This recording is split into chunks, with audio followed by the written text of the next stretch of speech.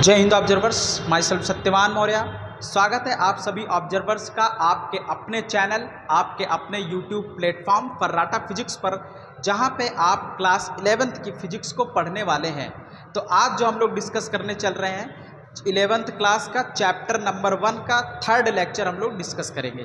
तो पहले आइए हम लोग टॉपिक को लिख लेते हैं, फिर हम लोग अपने डिस्कशन को आगे बढ़ाते हैं। तो चलिए, आज जो हम लोग डिस्कस करेंगे that is the class 11th physics.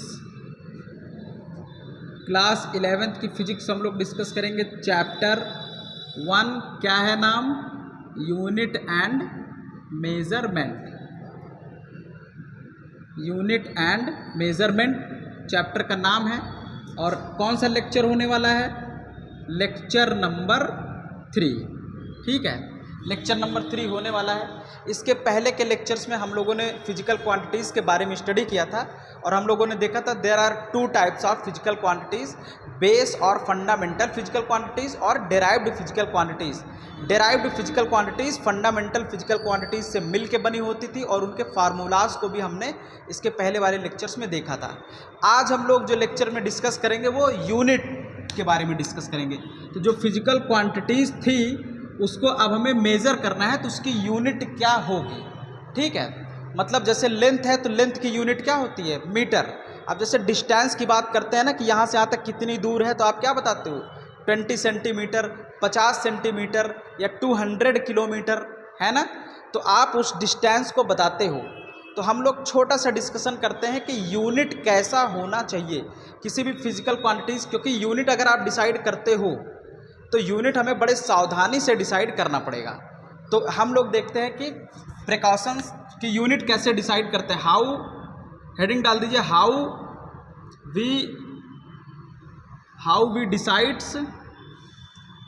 We decide the unit.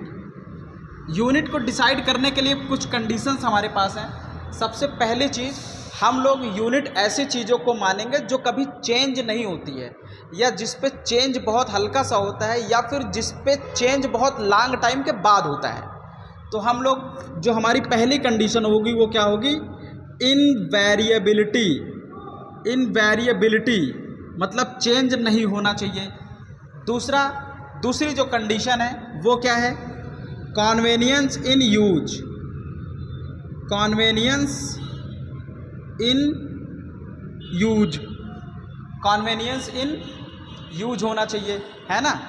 और तीसरी क्या कंडीशन होगी? और जो तीसरी कंडीशन है ईजिली अवेलेबल। Easily available. और चौथी जो कंडीशन है ईजिली कैलिब्रेटेड। ईजिली कैलिब्रेटेड मतलब जब हमें ज़रूरत पड़े तो हम लोग जाएं उस चीज़ से मेज़र करके आ जाएं। ठीक है, उस यूनिट से मेज़र। जैसे मान लीजिए कि एक यहाँ पे ये 1 मीटर आपका हो गया, ठीक है। अब हमें इसको 1 मीटर बनाना है, तो हमें इस क्योंकि भाई यही मीटर तो लेके हर कोई काम नहीं कर पाएगा, क्योंकि ये स्टैंडर्ड तो हमेशा एक ही जगह पे होगा ना। लेकिन अब जैसे ये वाला जो स्टैंडर्ड है, इसको हम अपना स्टैंडर्ड बनाना चाहते हैं, तो इसको जाएँ कंपेयर करके लेके चले आएँ। ठीक है, तो हमारे जब इसको पास लेके जाएं तो इस चीज़ में बड़ी आसानी होनी चाहिए कि हम जब चाहें तब इसको मेज़र करके लेके आ सकते हैं। ठीक है, तो कहने का मतलब ये चारों क्वालिटीज़ जो हैं यूनिट के अंदर पाई जानी चाहिए। तो किसी भी चीज़ को यूनिट डिसाइड करना बहुत सावधानी से हमें इसको देखना पड़ता है। ठीक है, अब हम लोग देख लेते हैं कि यूनिट डिसाइड तो हो गया, लेकिन क्या क्या यूनिट होती हैं। तो आइए अब हम लोग देखते हैं कि हमारे पास जो फंडामेंटल फिजिकल क्वांटिटीज़ हैं उनकी क्या क्या यूनिट रखी गई है, क्योंकि फिजिकल क्वांटिटीज़ को मेजर करने के लिए हम लोग यूनिट का इस्तेमाल करते हैं। बिना यूनिट का फिजिकल क्वांटिटीज़ मेजर नहीं किया जा सकता है। जैसे एक फिजिकल क्वांटिटीज़ की बात करें, यहाँ से यहाँ तक एक डिस्टेंस है। आपसे पूछा जाएगा कितनी डिस्टेंस है, तो आप तुरंत बताते हैं 50 मीटर। आप टेलर के यहाँ कपड़ा सिलवाने जाते हैं तो टेलर कहता है ना कि भैया कितना कपड़ा लगे। आप पूछते हैं कितना कपड़ा लगेगा, तो टेलर कहते हैं कि भैया 1.25 मीटर कपड़ा लगेगा, 1.25 मीटर कपड़ा लगेगा। तो दुकान पे जब आप यहाँ पे जहाँ पे कपड़ा मिलता है वहाँ पे जब आप जाते हैं तो आप देखिए मीटर लगा के पूरा ऐसे मेज़र करता है, फिर ऐसे मेज़र करके बोलते हैं कि भैया 1.25 मीटर ये लीजिए। तो वो जो मीटर है वही हमारी क्या है, यूनिट डिस्टेंस की। अब एक चीज़ और ध्यान रखिएगा, अगर हम एक बार यूनिट डिसाइड कर लेते हैं कि यही हमारा 1 मीटर है, तो अब जितनी बड़ी से बड़ी डिस्टेंसेस होंगी, चाहे हम बात करेंगे जो है लाइट ईयर, हम चाहे बात करेंगे चाहे स्टार, यहाँ से स्टार की दूरी, मतलब बड़ी से बड़ी दूरी जो डिस्टेंस होगी उसको भी हम लोग इसी यूनिट में ही लिखेंगे, और छोटी से छोटी डिस्टेंस जो होगी, जो एटम्स के बीच में डिस्टेंस पाई जाती है, उसको भी नापने के लिए हम लोग इसी में ही लिखेंगे। जबकि इस यूनिट से इसको मेज़र करना पॉसिबल नहीं है, ना तो इस यूनिट से इस डिस्टेंस को मेज़र करना पॉसिबल है। तो कहने का मतलब हम इस यूनिट से हम इस डिस्टेंस को भी मेज़र नहीं कर सकते, इसको भी मेज़र नहीं कर सकते, लेकिन फिर भी स्टैंडर्ड हमारा क्या होगा, यही होगा।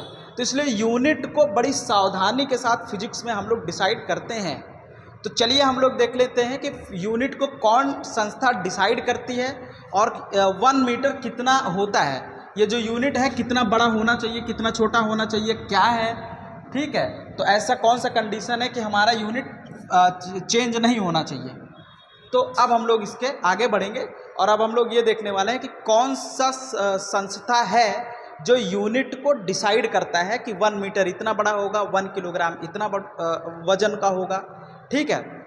तो चलिए अब लिखते हैं आगे। हाँ, ऐसे स्टार करके लिख लीजिए, स्टार करके लिख लीजिए, जो कि जो an international institution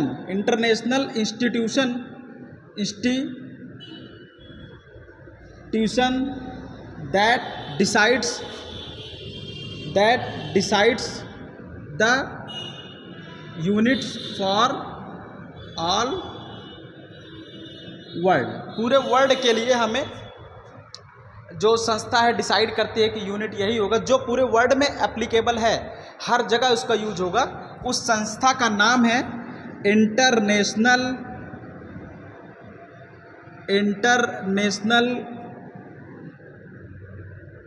bureau of weight and measure. ये फ्रेंच की संस्था है, this is the institution of the French, ठीक है।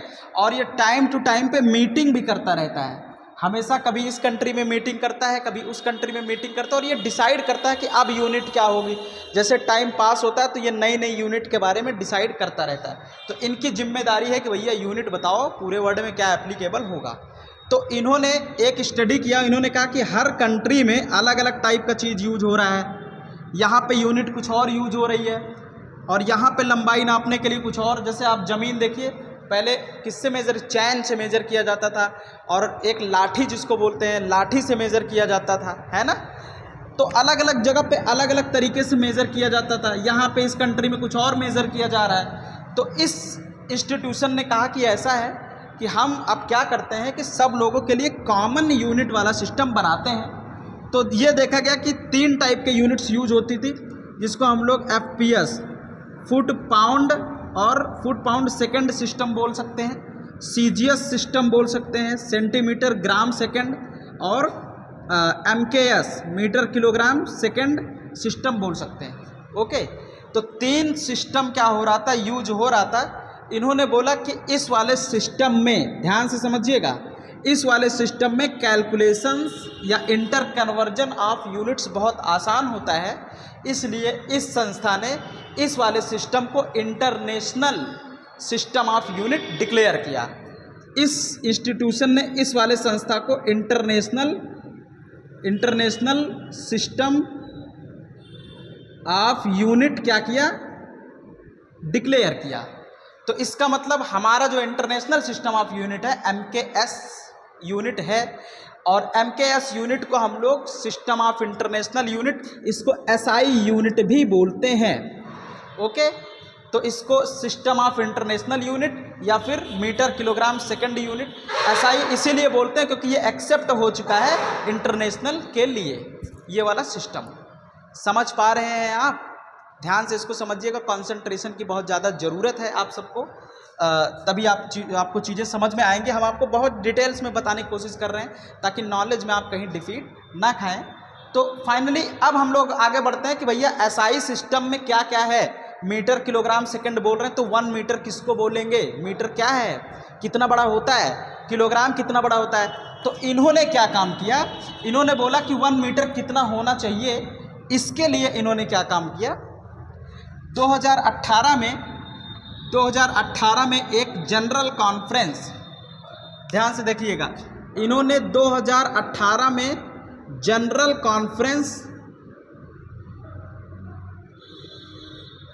Conference on weight and measure, एक 2018 में ये कॉन्फ्रेंस किया गया, किस पर बेस्ड था? वेट एंड मेजर पर बेस्ड था। तो इस कॉन्फ्रेंस में डिक्लेयर हुआ कि भैया 1 मीटर किसको कहेंगे, 1 किलोग्राम किसको कहेंगे, 1 सेकंड किसको कहेंगे, और 1 केल्विन किसको कहेंगे, और उसके बाद 1 मोल किसको कहेंगे। तो सारी यूनिट्स के बारे में इन्होंने डिसाइड किया। तो हम लोग सिस्टम से 1 बाय 1 ये यूनिट्स के बारे में देखते हैं कि क्या क्या ये यूनिट्स होती हैं, ठीक है, और कौन सी फिजिकल क्वांटिटीज़ की कौन सी यूनिट हो जाएगी। तो मैं बगल जो है इसके एक्सप्लेनेशन को भी बताता रहूँगा और फिजिकल क्वांटिटीज़ को भी बताता रहूँगा कि कौन सी फिजिकल क्वांटिटीज़ की यूनिट कौन कौन सी है, और ये यूनिट क्या है, कहाँ से डिफाइन हुई है, कितना होता है, ये सारी चीज़ें हम लोग डिस्कस करेंगे, ठीक है। तो अब आप लोग अलर्ट हो जाइए, देखिएगा। तो हम लोग 1 मीटर के बारे में डिस्कस करने चल रहे हैं। तो चलिए इसको थोड़ा सा रिमूव कर देते हैं, इसको सब नोट करते चलें प्लीज़। लेक्चर आप ध्यान से सुनेंगे तो आपको चीज़ें समझ में आएंगी, ध्यान अगर कहीं और रहेगा तो चीज़ें समझ में नहीं आने वाली हैं, ठीक है। और हमारी पूरी कोशिश रहती है कि हम आपको बेस्ट लेवल का नॉलेज प्रोवाइड करें ताकि आप कहीं डिफीट ना खा पाए। पूरी इन्फॉर्मेशन, कोई आधी अधूरी इन्फॉर्मेशन हम उसके पक्षधर नहीं होते हैं। हम चाहते हैं कि हमारे जो स्टूडेंट्स हों वो काफ़ी टैलेंटेड होने चाहिए। चलिए 1 मीटर के देखिए, सबसे पहले जो हमारे पास 7 बेस फिजिकल क्वांटिटीज़ थी, उनमें से पहली फिजिकल क्वांटिटीज़ है क्या? लेंथ, या फिर इसको बोल देते हैं डिस्टेंस। तो 2018 में जनरल कॉन्फ्रेंस में क्या डिसाइड हुआ कि 1 मीटर कितना होगा। तो लेंथ का जो यूनिट होता है वो क्या होता है? मीटर। इसका जो सिंबल होता है वो क्या होता है? एम, स्मॉल एम, ठीक है। स्मॉल एम क्या हो गया? यूनिट हो गया। और अब 1 मीटर कितना होता है? 1 मीटर इक्वल टू होता है, देखिए लाइट जो होती है, लाइट जैसे मान लीजिए कि ट्रैवल कर रही है 1 सेकेंड में, 1 सेकेंड मान लेते हैं, यहाँ से यहाँ है ये टाइम का, और डिस्टेंस यहाँ से यहाँ ले लेते हैं, ये डिस्टेंस है। 1 सेकेंड में यहाँ से यहाँ तक टाइम में ये कितना डिस्टेंस ट्रैवल कर रहा है? 3 लाख किलोमीटर। कितना डिस्टेंस? 3 लाख, मतलब 299,792 और 458 इतना मीटर डिस्टेंस ट्रैवल कर रहा है, ठीक है। तो अब देखिएगा इतनी दूर जा रहा है ना। तो अब 1 सेकंड को इतने पार्ट में बांट दो, 1 सेकंड को 3 लाख टुकड़ा कर दो। अब 1 सेकंड इतना बड़ा है ना, तो 1 2 3 4 5 6 7 8 पूरा करते करते करते तो 3 लाख टुकड़ा कर दो। इसका एक टुकड़ा जो होगा टाइम का जो एक टुकड़ा होगा, उस टाइम इंटरवल में, उस उतने टाइम में लाइट जितनी दूर जाएगी उसी डिस्टेंस को हम लोग क्या बोल देंगे? 1 मीटर। क्या आपको समझ में आया ये चीज़? बोलिए। लाइट 1 सेकंड में कहाँ जा रही है? यहाँ से यहाँ तक इतनी दूर जा रही है। तो 1 सेकंड को इतना टुकड़ा कर दो, और उस टुकड़े का एक हिस्सा जो होगा, एक टुकड़ा जो होगा, एक पार्ट में लाइट जितनी दूर जाए, क्योंकि 1 सेकंड में यहाँ पहुँच रही है, तो इतने पार्ट में कर देंगे तो वो यहाँ तक जाएगी। तो उसी डिस्टेंस को हम लोग क्या बोलते हैं? 1 मीटर। समझ गए? तो इसका मतलब क्या बोलेंगे? 1 metre equal to distance travelled by light in 1/299,792,458 second. 458 second, इतने टाइम में जितनी दूर जाती है उसी को हम लोग क्या बोलते हैं? 1 मीटर। अब हम लोग आगे चलते हैं। आगे हमारे पास है सेकंड। 1 सेकंड किसको कहते हैं? अगला जो हमारे पास होगा दैट इज़ द 1 सेकेंड। समझते हुए चलेंगे हम लोग। अच्छा, ये चीज़ आपके एनसीईआरटी की बुक में टेबल में बना हुआ है, तो आप टेबल को भी देखते रहिए, उसको समझते रहिए। टीचर की रिक्वायरमेंट सिर्फ इसीलिए होती है ताकि आपको हम समझा पाएँ, तो अच्छे से बेहतरीन तरीके से इसको समझे। 1 मीटर। दूसरा हमारे पास आता है 1 सेकेंड। अच्छा, अब टाइम जो होता है, time is a physical quantity, इसका जो यूनिट होता है सेकेंड, इसको स्मॉल एस से रिप्रेजेंट करते हैं। कभी कभी हम लोग SEC भी लिखते हैं, सेकेंड, ठीक है। और 1 सेकेंड कितना होता है, अब इसकी बात हम लोग करेंगे कि एक जैसे घड़ी की जो सेकेंड की इंडेक्स होती है वो देखिए 1 टिक करती है, तो 1 टिक का क्या मतलब हुआ, तो अब 1 टिक का मतलब समझते हैं वो कितना टाइम होता है। 1 टिक में क्या होता है, कितना टाइम होता है। तो देखिए जैसे हमारे पास सीजियम है, सीजियम 133 एटम है, ठीक है। एटम आपका ऐसे होता है, ठीक है। सीजियम कितना है, 133। सीजियम 133 का जो ग्राउंड स्टेट होता है, इसके एटम्स के पास कई सारे स्टेट पाए जाते हैं, तो ये ग्राउंड स्टेट हो गया, ये आपका पहला स्टेट, फिर सेकंड स्टेट, फिर थर्ड स्टेट। तो ग्राउंड स्टेट में भी कई सारे स्टेट पाए जाते हैं ऐसे करके।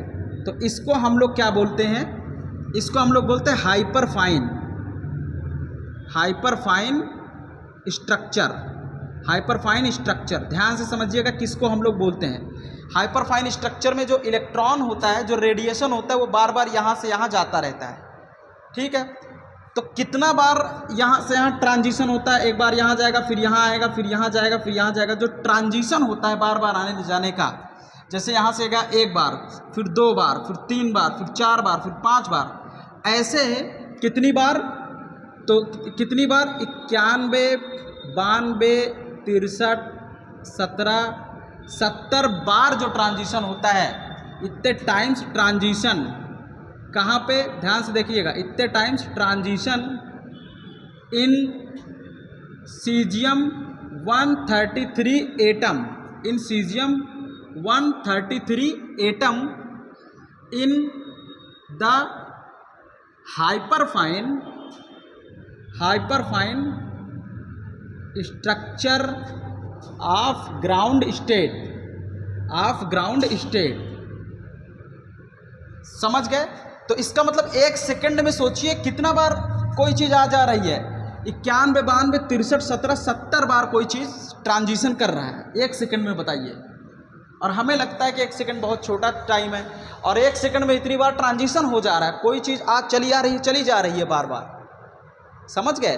तो इसका मतलब यह हुआ कि 1 सेकंड किसके बराबर है, इतने टाइम्स ट्रांजिशन के बराबर है। कहाँ से, यहाँ से यहाँ, यहाँ से यहाँ, ठीक है। अब हम लोग चलते हैं 1 किलोग्राम, इसको हम लोग फ्रीक्वेंसी बोलते हैं। इतनी बार का मतलब इतनी फ्रीक्वेंसी, फ्रीक्वेंसी को डेल्टा न्यू से रिप्रेजेंट करता है। आप देखिए आपकी एनसीईआरटी की बुक में लिखा होगा डेल्टा न्यू, ठीक। और तो अब 1 किलोग्राम हम लोग किसको बोलेंगे, अगला जो डेफिनेशन आएगा दैट इज द 1 किलोग्राम। ये सब समझ में आ रहा है ना। चलिए 1 किलोग्राम अब किसको बोलेंगे, व्हाट इज 1 किलोग्राम।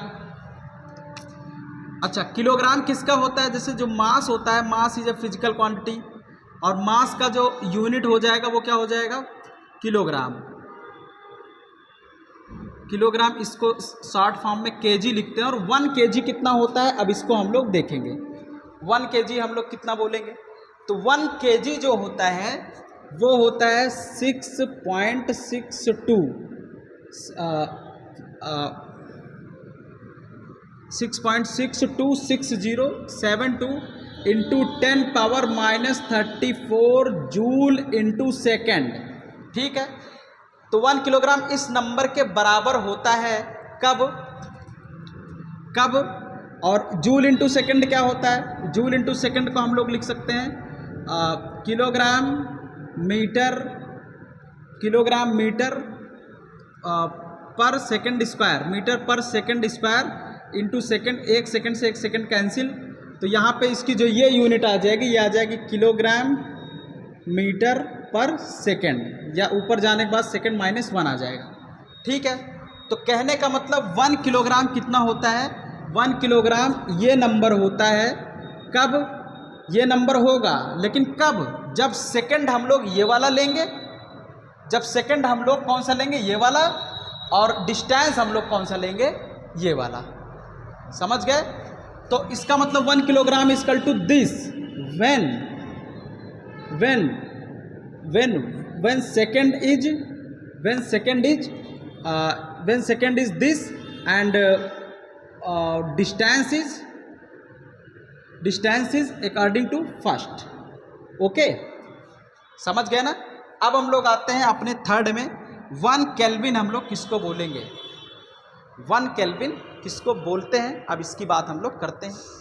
तो चलिए आगे चलते हैं। 1 केल्विन किसको बोला जाएगा, या फिर पहले हम लोग 1 एम्पियर देख लेते हैं।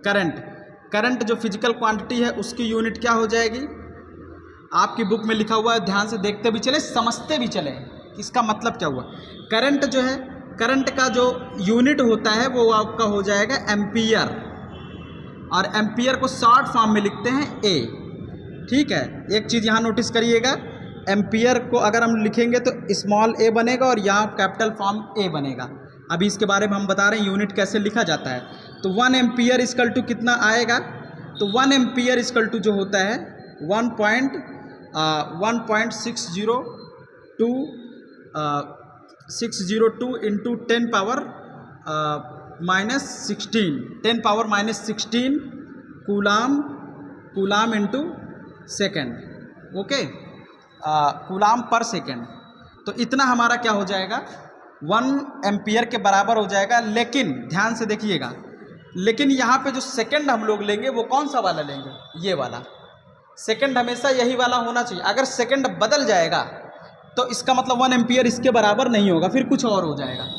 यहाँ -19 करिए, तो 1 एम्पियर इक्वल टू 1.6022 और आगे बढ़ता चला जाएगा। उसके बाद 10 पावर -19 कूलाम पर सेकेंड। तो यहाँ पे जो सेकंड हम लोग लेंगे वो कौन सा वाला लेंगे, वो ये वाला लेंगे। बट सो सेकंड इज कौन सा, डेल्टा न्यू, कौन सा, सीजियम का। ठीक है, अब हम लोग आगे चलते हैं। 1 केल्विन, 1 केल्विन किसका होता है, यूनिट टेम्परेचर का। तो टेम्परेचर फिजिकल क्वांटिटी है, इसकी जो यूनिट है वो क्या है, केल्विन है। और 1 केल्विन कितना होता है इसको हम लोग देखेंगे। तो 1 केल्विन इक्वल टू होता है 1.380649 इंटू 10 पावर -23 जूल पर केल्विन। क्या होता है, जूल पर केल्विन। और के को हम लोग क्या बोलते हैं, बोल्ट्जमैन कांस्टेंट। तो कहने का मतलब 1 केल्विन, अब ध्यान से देखिएगा, 1 केल्विन ये होगा, 1 केल्विन मतलब ये कब, व्हेन टाइम इज सीजियम, और जो मीटर है वो सी पर हो और जो मास है वो एच पर हो। इसको हम लोग प्लैंक्स कांस्टेंट भी बोलते हैं। ठीक है ना? तो 1 केल्विन किसके बराबर होगा, इतना जूल पर केल्विन के बराबर होगा। कब, जब टाइम ये वाला हम लोग लेते हैं और जो डिस्टेंस है वो ये वाला लेंगे, और जो मास है वो कौन सा लेंगे, ये वाला लेंगे। समझ गए? आगे हम लोग चलते हैं। Amount of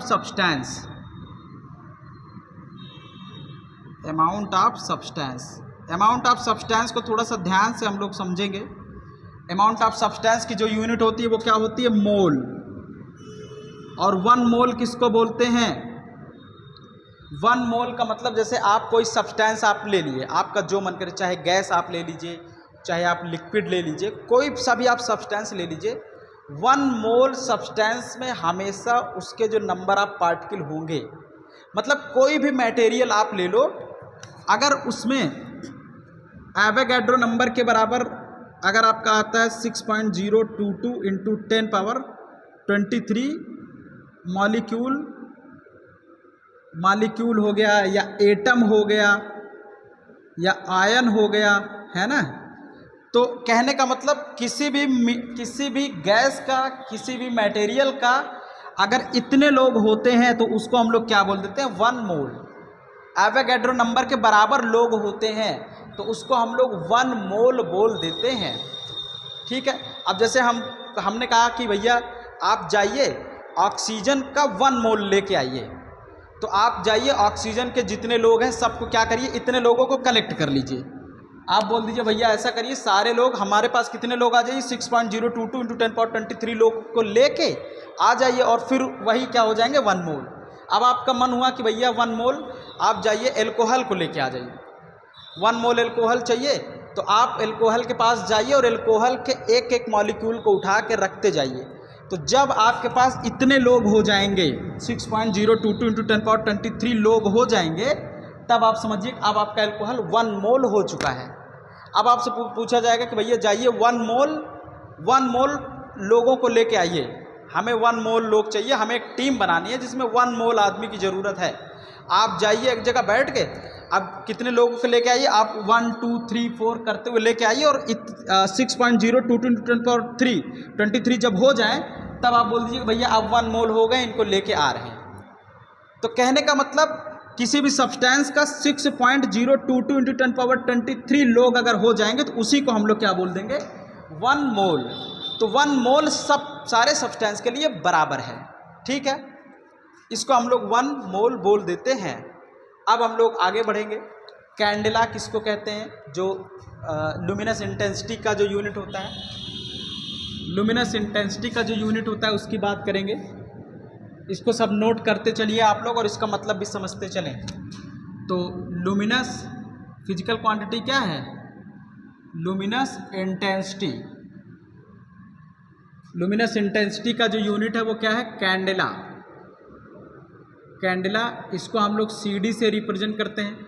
1 candela equal to होता है, 1 कैंडेला इक्वल टू होता है कोई भी जो वेव है उसकी फ्रीक्वेंसी अगर हो जाएगी कितना 540 × 10⁻12 हर्ट्ज हो जाएगी, और किसी पर्टिकुलर डायरेक्शन में वो 600 इंटेंसिटी के साथ जो चल रही है, 600 इंटेंसिटी के साथ जो लाइट होगी उसी को हम लोग क्या बोल देंगे 1 कैंडेला बोल देते हैं। समझ गए। ये वाली डेफिनेशन आपके लिए थोड़ा सा कॉम्प्लिकेटेड हो जाएगी, इसलिए ज़्यादा डिटेल में ना जाने के बजाय हम लोग यही थोड़ा सा डिस्कस करेंगे। बाकी इसको जब हम लोग लाइट के बारे में स्टडी करेंगे तो वहाँ पे और अच्छे से एक्सप्लेन करेंगे। ये जितने भी यूनिट्स हैं ये सब आगे फिजिक्स में आपको मिलेंगे, तो जहाँ मिलेंगे वहाँ पे हम आपको फिर से इसको रिवाइज्ड करवाएंगे। तो इसलिए आप लोग इसको ध्यान से एक बार पढ़ते हुए आगे बढ़ते हुए चले जाइए। आपके NCERT की बुक में टेबल बना हुआ है तो घबराने की ज़रूरत नहीं है, वहाँ से डेटा को आप देख लीजिए, ठीक है। तो कहने का मतलब ये हमारे पास क्या हो गया, फंडामेंटल और बेस यूनिट हो गया। तो यही हमारा क्या हो जाएगा 1 kilogram, 1 second, 1 metre, 1 ampere, 1 kelvin, 1 mole, 1 candela. तो ये इतने टाइप के हमारे पास बेस और फिजिकल क्वांटिटीज़ होती हैं और उनके यूनिट्स ये हैं एम्पियर, केल्विन और ये सब, ठीक है। अब हम लोग सप्लीमेंट्री की बात कर लेते हैं। सप्लीमेंट्री में क्या होता है कि जो प्लेन एंगल होता है उसका जो यूनिट होता है रेडियन होता है, जो सॉलिड एंगल होता है उसका यूनिट क्या होता है स्टेरेडियन होता है, ठीक है। तो ये तो था हमारा फंडामेंटल जो क्वांटिटीज़ होती है उनके यूनिट, और उनके यूनिट की वैल्यूज़ कहाँ से कितना लेते हैं और कौन डिसाइड करता है, ये सारी चीज़ें अब हम लोग पढ़ लिए हैं। तो अगला जो नंबर आने वाला है उसका नाम है डेराइव्ड यूनिट्स। तो डेराइव्ड यूनिट आप हेडिंग डाल दीजिए, हेडिंग डाल दीजिए डेराइव्ड यूनिट। इसको सब नोट करते हुए चलिए। डेराइव्ड यूनिट, अब डेराइव्ड यूनिट का कैसे हम लोग निकालेंगे तो मैं उसको थोड़ा बहुत बता देता हूँ, ठीक है। उसके बाद फिजिक्स में आगे जैसे जैसे पढ़ते जाएंगे तो वैसे वैसे हमें चीज़ें समझ में आती जाएंगी, तो आपको घबराने की ज़रूरत नहीं है। ओके, समझ गए ना। चलो, तो डेराइव्ड क्वांटिटीज़ में सबसे पहले हम लोग बात करते हैं किसकी, स्पीड की। चलिए, स्पीड इक्वल टू क्या होता है, डिस्टेंस अपॉन टाइम। कल हमने इसके बारे में लिखाया था। अब डिस्टेंस की यूनिट क्या होती है, डिस्टेंस की यूनिट होती है मीटर, और टाइम की यूनिट क्या होती है सेकंड। तो इसका हो जाएगा मीटर पर सेकंड, ठीक है। इसका मतलब मीटर पर सेकंड हो जाएगा। और वेलोसिटी का भी क्या होता है, वेलोसिटी का भी क्या होता है डिस्प्लेसमेंट अपॉन टाइम, तो इसका भी क्या हो जाएगा, मीटर पर सेकंड हो जाएगा, है ना। अब एक्सेलरेशन का चलते हैं। एक्सेलरेशन का देखिएगा, मैं डायरेक्ट लिख रहा हूँ। एक्सेलरेशन का जो होता है यूनिट, एक्सेलरेशन होता है वेलोसिटी अपॉन टाइम। तो वेलोसिटी का मतलब v अपॉन टाइम, और वेलोसिटी का यूनिट क्या है, मीटर पर सेकंड। मीटर पर सेकंड और अपॉन नीचे सेकंड चल रहा है इसकी यूनिट, तो हो जाएगा मीटर पर, ये सेकंड मल्टीप्लाई हो जाएगा तो मीटर पर सेकंड स्क्वायर हो जाएगा। और इसको हम लोग कैसे लिख सकते हैं, मीटर इंटू सेकेंड की पावर -2, और ये क्या हो जाएगा, मीटर इंटू सेकेंड की पावर -1। ठीक है, यूनिट को ध्यान रखिएगा। अभी इसके आगे जब हम लोग पढ़ेंगे डायमेंशनल फार्मूला, तो वहाँ पे अब यहाँ से आगे हम लोग बढ़ेंगे। ठीक है, तो चलिए फोर्थ जो हमारे पास आएगा वो क्या हो जाएगा, फोर्स। फोर्स क्या होता है, mass into acceleration. Mass into acceleration. Mass की जो यूनिट होती है वो क्या होती है, किलोग्राम, और एक्सेलरेशन का भी किलोग्राम मीटर पर सेकंड स्क्वायर। इसको हम लोग लिखेंगे किलोग्राम मीटर इंटू सेकेंड की पावर -2। मोमेंटम हम लोग देखें इसकी फिजिकल क्वांटिटी, इसीलिए मैंने लिखाया था क्योंकि यहाँ ज़रूरत, अब हर बार ज़रूरत पड़ेगी। क्वेश्चन नंबर 5 में मोमेंटम इक्वल टू क्या होता है, मास इंटू वेलोसिटी।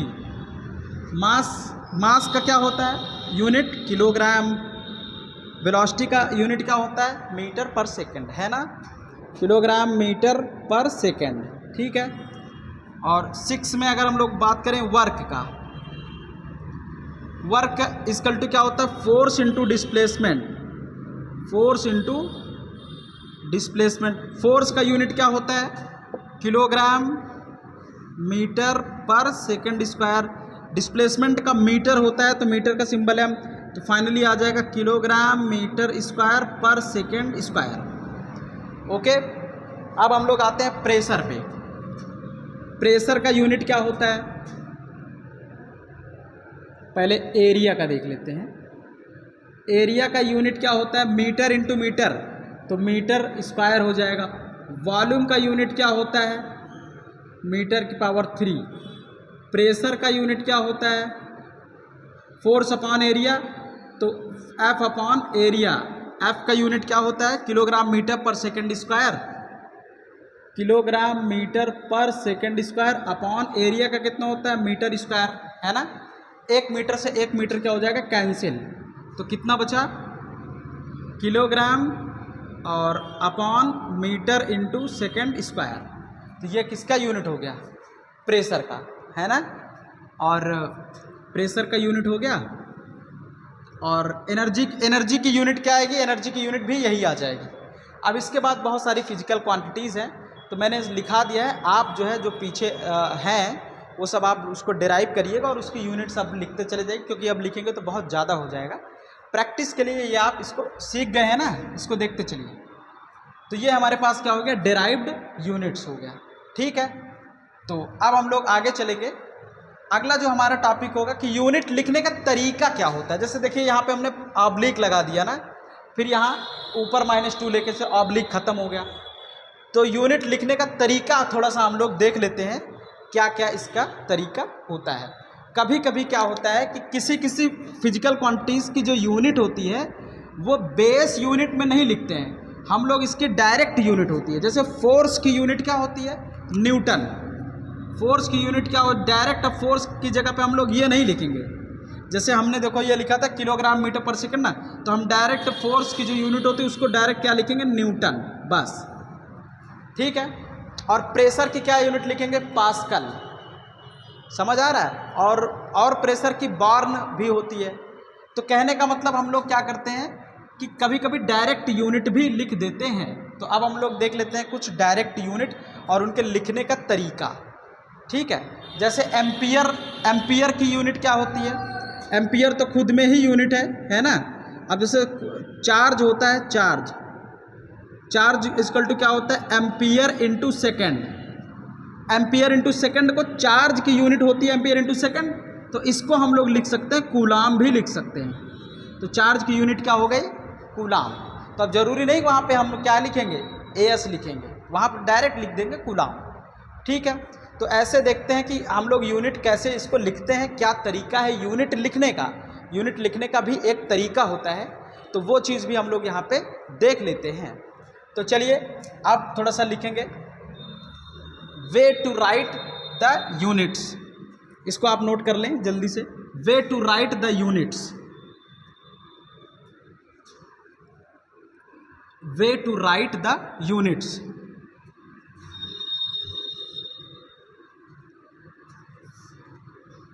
हेडिंग डाल दीजिए, way to write the proper units, या proper way to write the units, proper way to write the units, proper way to write the units. सबसे पहला जो तरीका है, अब इसको ध्यान से हम लोग समझेंगे। सबसे पहला तरीका है कि यूनिट लिखते टाइम कभी भी हम लोग डबल ऑब्लिक का यूज़ नहीं करेंगे। जैसे डबल ऑब्लिक का, जैसे मान लीजिए आपके पास आ गया, अभी इसका कितना आया था, किलोग्राम, इसका कितना आया था, किलोग्राम पर मीटर इंटू सेकेंड स्क्वायर ना, प्रेशर का। तो अब इसको ऐसे नहीं लिखेंगे, किलोग्राम पर मीटर पर सेकेंड स्क्वायर, ऐसे डबल ऑब्लिक नहीं लिखेंगे। Double oblique is not used. तो ये वाला सही है और ये वाला गलत है। ठीक है, तो हमेशा एक ही ऑब्लिक का यूज़ करेंगे। तो इसको अगर ऑब्लिक में लिखना है तो कैसे लिखेंगे, देखिएगा, kilogram oblique metre second square, ये है, दिस इज़ द वे, पहली चीज़। दूसरी चीज़, सेकेंड जो थिंग है, अगर if unit is the name of scientist, the name of scientist, अगर यूनिट साइंटिस्ट के नाम पर रखा गया है तो यहाँ पे दो कंडीशन है। अगर आप पूरा नाम लिखना चाहते हैं, for full name, for full name use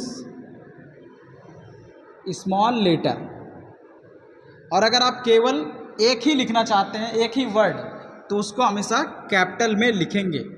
ठीक है, जैसे न्यूटन किसकी यूनिट होती है, फोर्स की, तो अगर आपको 5 न्यूटन लिखना है तो स्मॉल में लिखिए न्यूटन,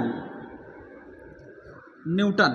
ठीक, अगर आप चाहते हैं कि पूरा इसको ना लिखें, केवल आपको वही, तो 5 ऐसे लिख दोगे तो भी सही है, लेकिन पहला लेटर हम सारे के सारे लेटर स्मॉल होने चाहिए इस यूनिट में। जैसे कूलाम में क्या होगा, अगर आपको लिखना है 5 कूलाम, तो या तो आप ऐसे लिख दो 5 कूलाम कैपिटल में, या तो आप लिख दो 5 स्मॉल में, सब लिखो, पहला लेटर भी स्मॉल में होगा, 5 कूलाम। अगर आपको फैराडे लिखना है तो या तो आप ऐसे लिखो फैराडे, या तो आप केवल F बना दो। समझ गए? तो जो यूनिट साइंटिस्ट के नाम पर होती हैं उन पे क्या होता है, अगर पूरा आपको लिखना है तो सारे के सारे लेटर्स स्मॉल होंगे। अगर एक वर्ड लिखना है तो आप क्या कर सकते हो, कैपिटल में यूज कर सकते हो। समझ गए? अगर आप पहला लेटर सोचो कि हम लिए लिख दें ये, तो ये गलत हो जाएगा। इसलिए हमेशा पहला लेटर किस में आना चाहिए, स्मॉल में ही आना चाहिए। ठीक है, तो ये हमारे कुछ मेथड थे। ये हमने यूनिट स्टडी कर लिया कि हमारी फंडामेंटल यूनिट्स क्या क्या होती हैं, उनकी वैल्यूज़ क्या होती है, कौन डिसाइड करता है, और डेराइव्ड क्वांटिटीज़ की भी कुछ यूनिट्स के बारे में भी हम लोगों ने सीखा, और हम लोगों ने तरीका भी सीखा कि कैसे जो है यूनिट्स को लिखा जाता है, what is the proper way to write the units. ठीक है, तो ऐसी बहुत सारी यूनिट्स होती हैं। कुछ यूनिट्स प्रैक्टिकल होती हैं, जैसे हॉर्स पावर, बीघा, लाठा, चैन, है ना। तो प्रैक्टिकल यूनिट बिस्सा, ज़मीन को नापने का आप देखिए बिस्सा, these are the practical units. Okay, पहले जैसे आपकी योजन चलता था और फैदम चलता है, हैंड स्पैन चलता है ना। तो बहुत सारी यूनिट्स ऐसे होती हैं। क्यूबिट हो गया, हाथ से यहाँ तक मेज़र करने की डिस्टेंस। तो प्रैक्टिकल यूनिट्स भी बहुत सारी रियल लाइफ में यूज़ की जाती हैं। लेकिन हम लोग यहाँ पे अपने स्टैंडर्ड जो यूनिट्स हैं उनके बारे में स्टडी करेंगे। प्रैक्टिकल यूनिट्स के बारे में भी हम लोग एक कोई लेक्चर हम लोग अटेंड कर लेंगे, उसमें जितने आसपास की प्रैक्टिकल यूनिट्स के बारे में स्टडी की जाती है उस पर भी हम लोग डिस्कस कर लेंगे। तो आज का लेक्चर्स हम लोग यहीं तक फिनिश करते हैं। इसके आगे हम लोग क्या पढ़ेंगे, इसके आगे हम लोग पढ़ेंगे जैसे लेंथ, हमने यूनिट्स के बारे में पढ़ा, ध्यान से देखिएगा। जैसे लेंथ के बारे में हमने पढ़ा, ठीक है। अब लेंथ की यूनिट क्या होती है, मीटर होती है। मीटर तो पढ़ लिया, कितना मीटर, 1 मीटर किसको कहते हैं।